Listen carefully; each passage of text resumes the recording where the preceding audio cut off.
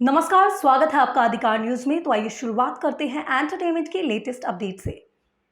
Jacqueline Fernandes की असली कहानी ये है। आजकल जैकलीन लगातार चर्चा में बनी हुई है, पर इसका कारण ना उनका कोई म्यूजिक वीडियो है और ना ही कोई फिल्म।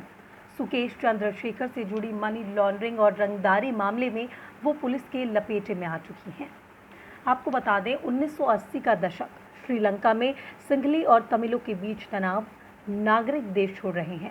उसी दौर में एक म्यूजिशियन एलरॉय फर्नांडिस ने भी देश छोड़ा, बहरीन में डेरा डाला।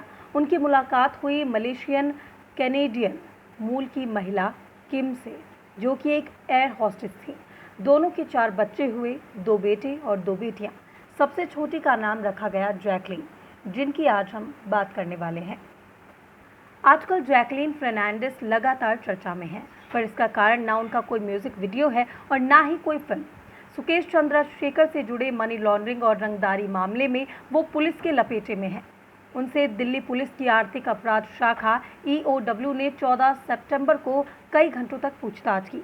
फिलहाल पूरा मामला क्या है, वो इस झमेले में कैसे फंस गई, इस सबको आप यहाँ देखेंगे। हम चलते हैं उनकी ज़िंदगी और करियर पर। मिस श्रीलंका ने खोली किस्मत। जैकलीन की स्कूली शिक्षा बहरीन में हुई है। उनको बचपन से ही डांस करने और कैमरे के सामने आने का शौक था। ऐसा कहा जाता है कि 14 की उम्र में वो बहरीन में कोई टीवी शो होस्ट करने लगी थी। स्कूली शिक्षा पूरी करके जैकलीन ऑस्ट्रेलिया चली गई। यूनिवर्सिटी ऑफ सिडनी से मास कॉम में ग्रेजुएशन की डिग्री ली, फिर श्रीलंका पहुंच गई। वहां भी कुछ टीवी शोज़ किए, कुछ दिन टीवी रिपोर्टिंग की, फिर मॉडलिंग का सफ़र आया। स्वीकार किया मॉडलिंग की 2006 में, फिर मिस यूनिवर्स श्रीलंका का खिताब जीता। उसी साल श्रीलंका को वर्ल्ड इवेंट मिस यूनिवर्स में रिप्रेजेंट किया। उसी साल श्रीलंका की पॉप जोड़ी BNS के साथ एक म्यूज़िक वीडियो किया। पर मन में कहीं ना कहीं बचपन का सपना पल रहा था, हॉलीवुड स्टार बनने का। इसलिए उन्होंने कई सारी भाषाएं भी सीखी थी। उनका न्यूयॉर्क या लंदन जाने का प्लान था। उन्होंने सोचा था कि वहां टेलीविज़न के करियर शुरू करके फिल्मों में जाएंगी। पर मिस यूनिवर्स से लौटने के बाद उन्होंने भारत से कई मॉडलिंग के ऑफर्स आने लगे। अपने एजेंट की सलाह पर श्रीलंका में अपना मन बना लिया। करियर छोड़कर भारत आने का निश्चय किया। माँ बाप नहीं चाहते थे कि जैकलीन भारत जाएं। उनका कहना था कि भारत एक बहुत बड़ा देश है, वहाँ कोई जान पहचान वाला भी नहीं है। 20 साल की जैकलीन उस अनजानी जगह पर अकेले कैसे सरवाइव करेंगी। जैकलीन ने अपने पेरेंट्स को समझाया कि वो एजेंसी से बात कर रही हैं, सब कुछ सेटेड है। उन्होंने हाँ कर दी, पर जैकलीन के मन में डर था कि वो भारत जाकर क्या करेंगी, कैसे सब कुछ होगा। पर उन्होंने रिस्क लेने का फैसला किया। मुंबई में स्ट्रगल शुरू हुआ, मॉडलिंग जारी रही।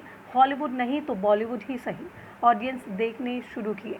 पहले वो सलमान के साथ लंदन ड्रीम्स करने वाली थी, पर उसके डायरेक्टर बदल गए। उसी दौरान उन्हें संजय घोष की अलादीन ऑफर हुई थी। उन्हें 2 में से 1 का चुनाव करना था। उन्होंने अलादीन को चुना। 2009 में संजय घोष ने उन्हें रितेश देशमुख के अपोजिट साइन कर लिया। इसमें अमिताभ बच्चन और संजय दत्त जैसे बड़े कलाकारों ने भी काम किया। इस फिल्म के लिए जैकलीन को बेस्ट डेब्यू का आईफा अवार्ड भी मिला, पर यह फिल्म बॉक्स ऑफिस पर कुछ खास कमाल नहीं कर सकी। इसके बाद उनकी एक और फिल्म जाने कहाँ से आई है भी फ्लॉप रही। अब जैकलीन के लिए भारत में चीज़ें कठिन हो गई, काम भी मिलना मुश्किल हो गया था। पर कुछ समय बाद मोहित सूरी ने उन्हें मर्डर 2 में ब्रेक दिया। हालांकि ये एक बोल्ड रोल था, जिस कारण से वो ये करने में पूरी तरह से सहज नहीं थी।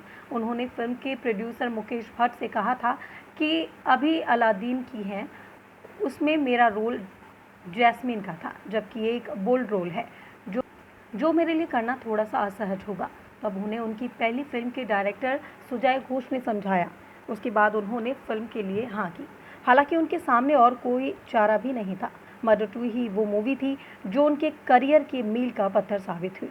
उनका करियर चमक गया। मर्डर 2 के बाद उन्होंने 2 बैक टू बैक हिट फिल्में की, हाउसफुल 2 और रेस 2। ऐसी भी खबरें आई कि हाउसफुल के दौरान वो निर्देशक साजिद खान की काफ़ी करीब आ गई।